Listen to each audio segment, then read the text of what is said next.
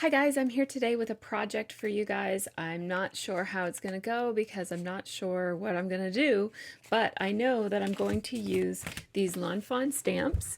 I have this set which is called Just For You. That's what they look like and they're super cute. I've had them for a while and I've used them a few different ways, but I want to use them today to make some gift tags for my sister-in-law. It's her birthday. Well, it was her birthday a couple of days ago, but we're celebrating her birthday today.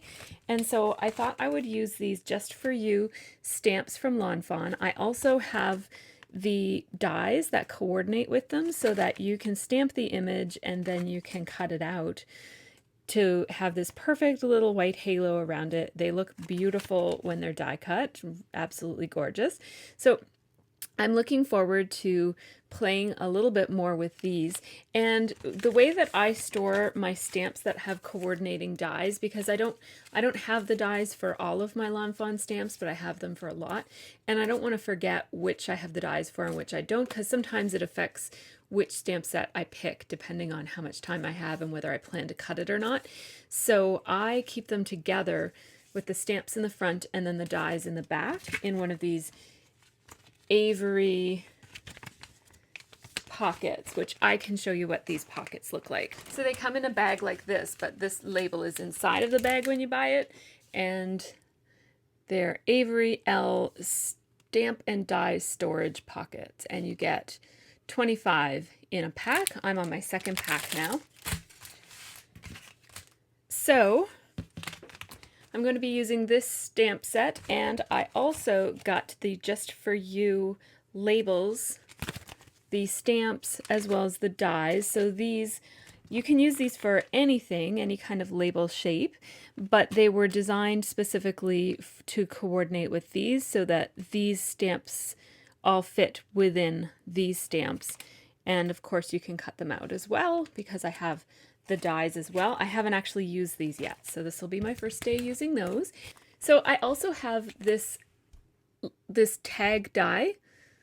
It's actually two different tags and two different reinforcers. This, just disregard this, I just happen to keep my tab in the same pocket that I keep my tags in because they just go together in my brain, so it makes sense that I store them together like that.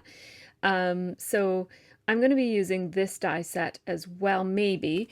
I also have some shipping tags out in case I decide to use these. These are obviously a lot easier because they're already made, but they're a little bit bigger than the Lawn Fawn die, and I'm not sure that I want them this big. So these are very cost effective.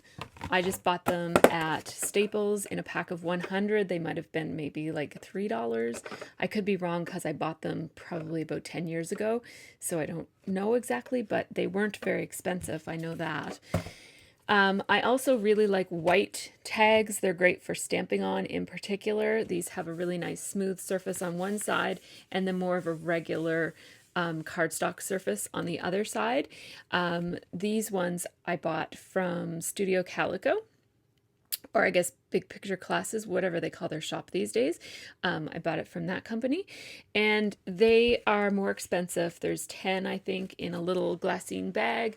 They come, I just bought these, so I still have the packaging. They come in a little glassine bag with the Studio Calico logo on it, and they're probably like $3 for 10, as opposed to these were $3 for, I don't know, again, I don't know exactly how much these were, but they were much less than $3 for 10, because I wouldn't have paid that much, but now I will.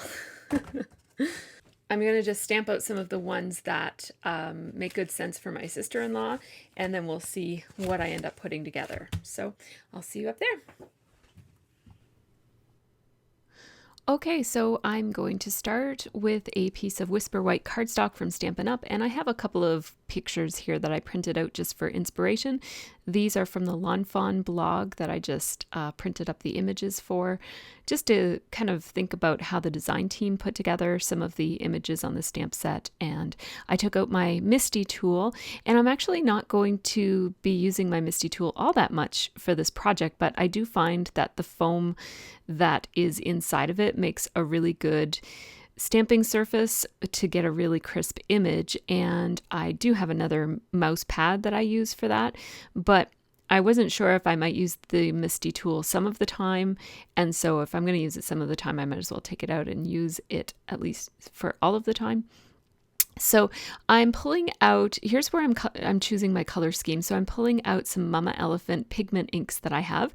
You guys know I usually use Stampin' Up! For my stamping, but I have these pigment inks and they take a little bit longer to dry, but they do stamp a much crisper image. So I thought I would use these instead. And now here I'm just kind of, I don't know what I'm doing. I'm still just kind of playing around. And so I put one of the images, a couple of the images. I have the whisk and the, what is that called? A scraper, I guess. And I'm using, what is it called? Smoky blue, smoky gray, I think it's called. I will check. I think I'm going to show it to you, but it's called Smoke. So I just took a piece of that Whisper White Stampin' Up! Ink and I stamped, as you saw, a whole bunch of those. And then I took the little cupcake and I'm using the, let me see which color that is, Ocean. And I'm cleaning my stamps in between with my Stampin' Scrubber. And now, here's what I'm going to do. I'm going to try to put these sprinkles on with the MISTI tool, which is not going to be the best way to do it. The MISTI tool is really great for repetitive stamping. This is not really repetitive stamping because I have to move it to a different place each time. So in this case, I wanted to double stamp that one just to see if it made a difference. But it didn't make that big of a difference by double stamping. And so it's a lot easier for me to just use my block and just go back and forth because I can see where the sprinkles are going to go. So that one is Sunshine, that one is Ocean, and that one is Smoke. Now I'm going to use this one that's called Lollipop, which is a dark pink. And I'm stamping the little cherry that is going to go on the top of my cupcake. And so I stamped that in that vibrant pink. And now I have the lighter pink, and it is called Bubblegum. And I put sprinkles in bubblegum on one of them because I like one to be a little bit different. I usually do that. I just kind of mix one up a little bit just to make it look a little bit different than all the others, so I don't have too much of a cookie cutter look. And now this is one of the stamps that came with the frames set. That's, of course, called the Just For You Labels set from Lawn Fawn. And so I am... So here I'm using the MISTI tool, and I like to use the MISTI tool, and so I'm double stamping because and this is not the best way to double stamp, so I'm actually triple stamping because I'm not cleaning my stamp in between. I'm just picking it up and putting it down, and so it is leaving a faint image when I do that, which is fine because the MISTI tool allows me to stamp in exactly the same place each time. I find that those magnets actually make my stamped image move around a little bit too much, so I'm going to stop using them when it becomes apparent that they're not helping. They're more of a hindrance than a help in this particular case. I usually use them and they don't do that, but today, for whatever reason. So the reason I'm using the MISTI tool here is that I want to double stamp to get an even more vibrant color here. And so the MISTI tool allows me to stamp in exactly the same place twice. And so that Ocean ink is a lovely turquoise color, but it's even more vibrant when I double stamp it. So that's what I was doing there. And now I'm going to use the oval that comes in the same label set. Oops, no, first I'm going to use a tiny little stamp that comes on that set to put little brads or little rivets in the edges of that, like in each of the ends of that image that looks kind of like a place card, or I don't know what you call that shape, but anyhow, now I'm stamping the ovals, and I'm going to go back and put those tiny little stamps on that one. But first, I guess I'm going to put the phrases on. So this is my process for making projects like this, whether it's cards or tags. You can see that I'm kind of a wing it kind of person. My baby wipes were really dried out, so I just was using some some Stampin' Mist on it to help it to clean my stamps in between uses. And that it is important that you clean your stamps if you're not sure where you're going to put them, because otherwise you'll get that ghosting that I talked about before that I didn't mind in the other occasion because I was just putting it down and leaving it down. But now I'm just kind of wiggling it around and trying to get it in exactly the right place. Now this is Stampin' Up! Basic Gray. And excuse my head, but I had to get myself right over top to make sure that I was stamping in the place that I wanted to. So I left some space over to the left on those blue images because I'm going to put some cutout items in them. And then I centered when I was using the oval. So again, I apologize for my head. It's just allowing me to get the placement exactly where I want it. And I'm stamping more of these ovals in the gray ink. That's Stampin' Up! Basic Gray ink. Cleaning my stamp, and now I'm going to put my phrases. So it says "from the kitchen of" is the phrase that I'm using on all of these. So some of it will be with the blue fancy label and some will be with this more plain gray oval. So I have two different versions of my sentiment. And again, I'm just kind of looking at my inspiration piece and trying to think about what I want to put beside these sentiments and how I want to use them on a tag. So I chose another one of the little pieces. This time I chose a heart. I think the first time I chose a star. And I guess I didn't. I guess I chose not to, or maybe I forgot to put the little markings on the edges of the last blue one. So now I'm going to show you how I set up my Big Shot. I do like to show my whole process just so that you guys can see. Part of the reason that I don't share my card making and tag making process, I get a lot of questions for me to and requests for me to share this process on the occasions when I do make cards. But I find that I kind of don't know what I'm doing. So I kind of bumble around and make a lot of mistakes and stuff like that. But that's part of the process. So I am going to keep all of this process in. I'm not going to show you me like winding this through every single time, but I will show you how I lay them out the first time, or the first couple of times, I think. So I'm running through as many things as possible at the same time because I'm going to have to run a number of passes through my Big Shot machine in order to cut all of these shapes. So I'm making sure that I'm being as efficient as I can and putting out as many things as will fit on my cutting plates as possible. And those dies come with little pieces of metal that keep them together, and you just have to kind of twist them. And then I just use my snips to make it easier to get the ones apart. And those are jewelry making metal cutters, just to get the ones that are nested inside of one another. And what I'm using here instead of washi tape is Post-it note tape. And I can't remember where I bought it. I might have bought it at Simon Says Stamp. I've had it for a very long time and not used it very often. I usually use washi tape, but some of my washi tape is getting quite old and it's getting sticky. Like it's either sticking to itself too much or it is sticking to the things that I stick it to a little bit more than I'm expecting it to. So I didn't want to ruin these, so I just decided to use the Post-it note tape because I know that it won't ruin what I'm stamping. So here comes my second round. So I am once again just placing these so that they're perfectly, and you can tell just by how the image shows up that it's balanced. And if there's any of the edges showing, then that's going to cut unevenly. So you just want to kind of move it around until it looks really even all the way around. And if it looks even all the way around, then it will cut evenly. If it looks a little off, like you're seeing any white on the edges of it, then you know that it's going to cut a little bit off. And it's okay if it cuts a little bit off, it still will look okay. It is handmade. And I would suggest that as you're cutting tiny little pieces like this, especially with multiple passes, I would suggest that you have a little dish out on hand to put all of your little pieces in so that you don't lose something and then have to pull out your die cut machine when you thought you were finished and pass things through again.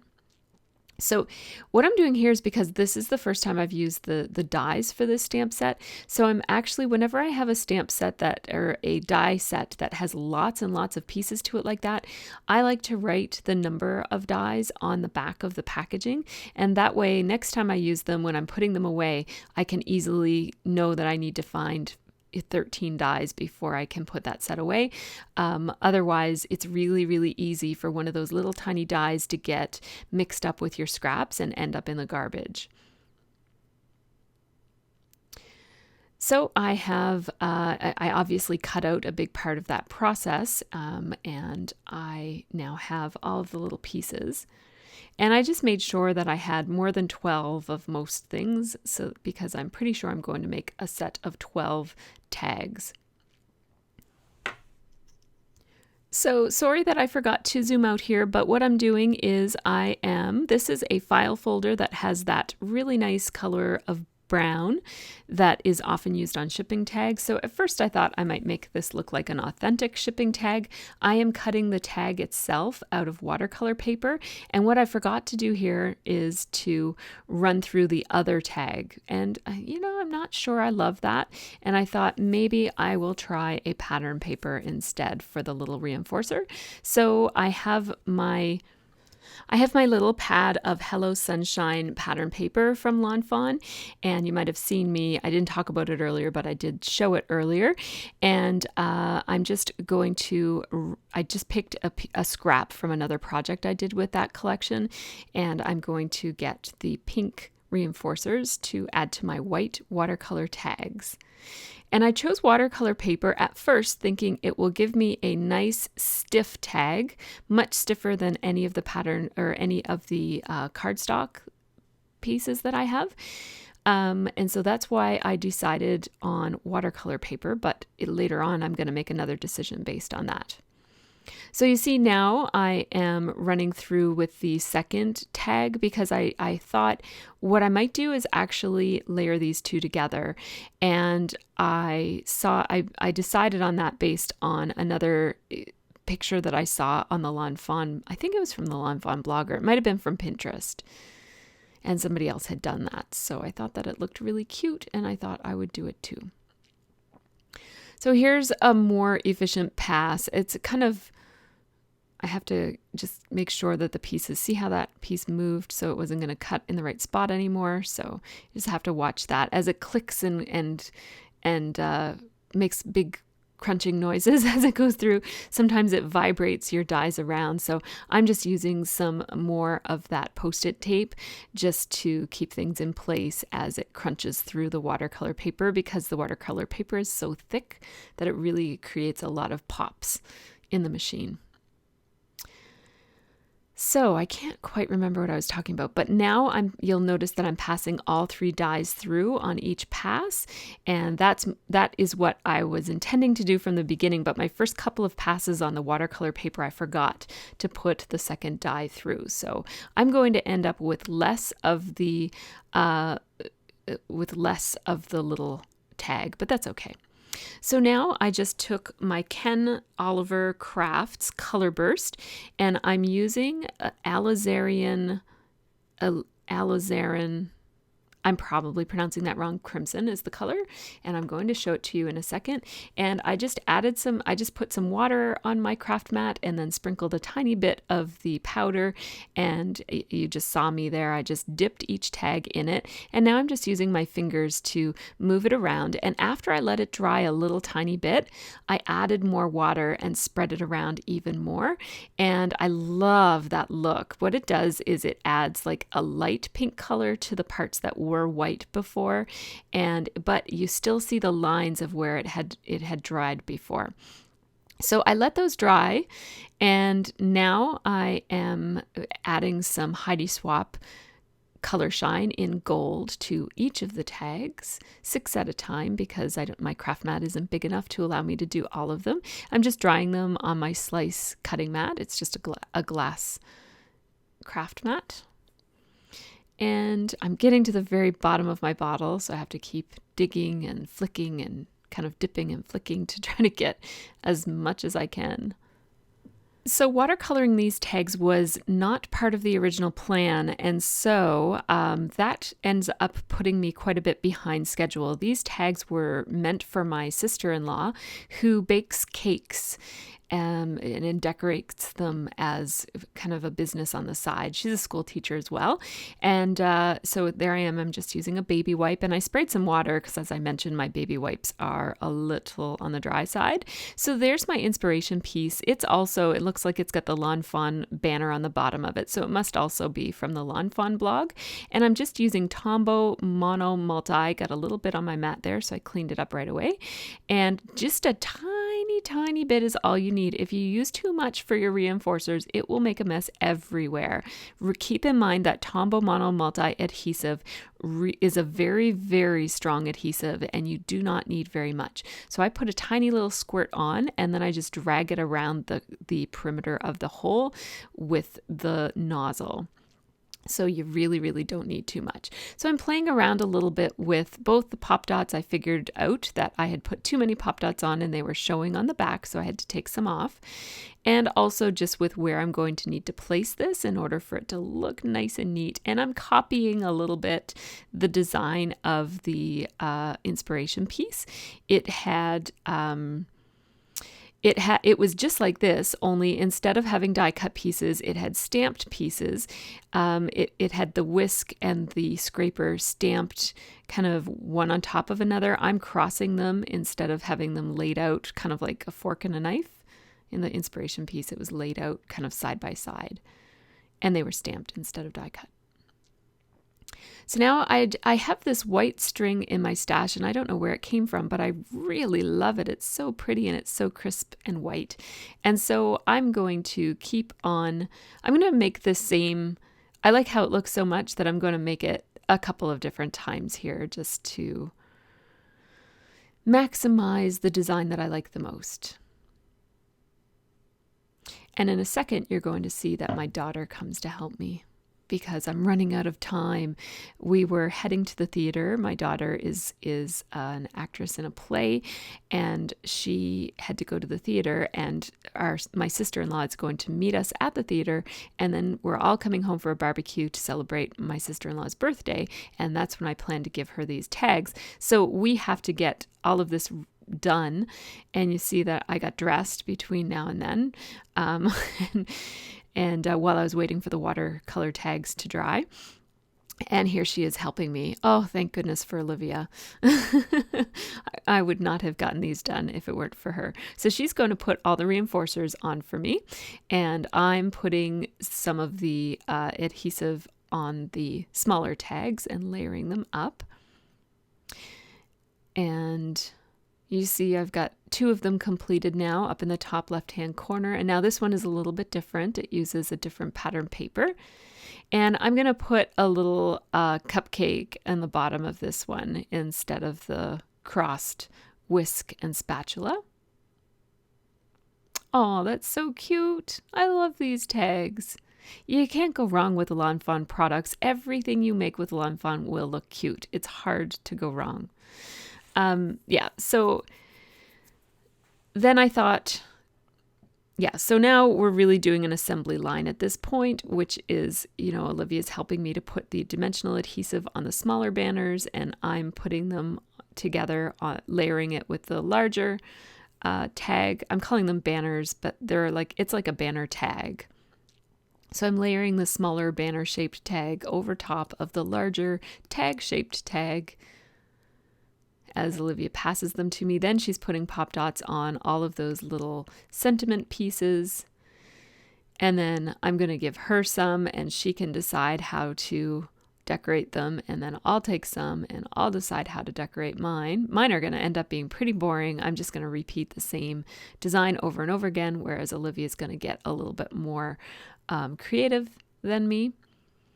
And to pop up the spatula and whisk, I'm just cutting the little Stampin' Up! Adhesive edging. I'm just cutting those off, and using the edging gives you a little half of a hexagon. And that's just the perfect size for putting behind the whisk and the spatula. So you see me, I'm just going to town doing the same thing over and over and over again because that's the way I like to work on these kinds of projects. And you see Olivia over there just mixing it up and putting things wherever she wants. And so we're going to end up with a set of 12 tags that will have some repetition and some unique tags as well. And then I realized that we were missing one sentiment. So this last one that I'm making, I'm just going to pull out the stamp set again and grab another sentiment stamp, and I'm just going to put it down there where I'm missing some of the cutouts, because I must have cut too few of the cutouts and too few of the sentiments. So I'm using basic gray for that, and it just says made with love, and love is actually the little heart. And then I grabbed the other stamp that says by and then a line, and I put that down below. And now I'm just trying to make sure that I don't run out of string. So, and of course the cat comes along as soon as you start playing with string. And I'm going to thread each of these while Olivia is still working on the tags. And she's going to, when I bought that pattern paper, I also bought a pack of sequins that match. And we thought that it might be cute to make some little flower with little flowers with the sequins. So there are two different sequins that are specifically shaped. They're not just round sequins, they're flower shaped sequins in that pack. And so Olivia is going to layer the two of them. I just told her to use the sequins and do whatever she wanted with that tag. She's going to make 3 cute little flowers using Tombow Mono multi-adhesive to hold the sequins to the paper and to one another. And she's learning that Tombow Mono multi-adhesive is really, really sticky, and you have to be super careful to not get any on your skin, because if you do, then your skin becomes stickier than the paper that you're trying to stick stuff to, and then your sequins will not want to stay on the paper. They will want to stay on your hand. So that's a little tip that I have. If you get any adhesive on your fingers, make sure that you use a baby wipe and get it all off. So now we have to let that tag dry because it has that Tombow Mono multi-adhesive, and it's going to take a little bit of time to dry. And I think Olivia is going to help me string some of these. We're almost done. And then I have some pictures at the end for you. And we're just finding some extra little cherries, and we're using some of the little hole punches from the centers of the reinforcers that we cut as some of the little cherries, because I think we didn't cut enough of them. And we're almost done here.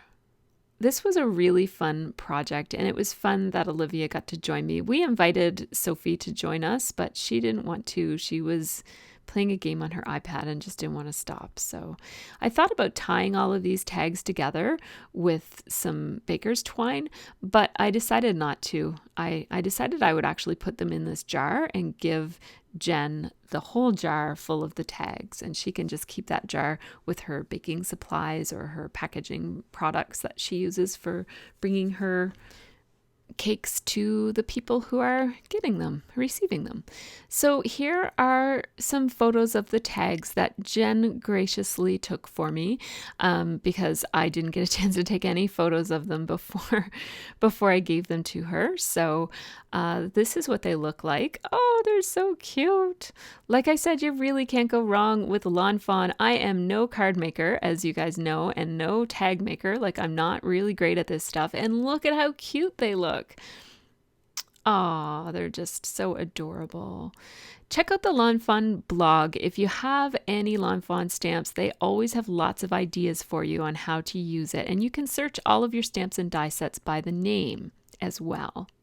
So thanks for watching this slightly different process video with me today. This one was the result of requests from you guys. So if you want to see anything else, just let me know, and I'm happy to share my process for any of the other projects that I work on with you guys. So take care and have a really great scrappy week.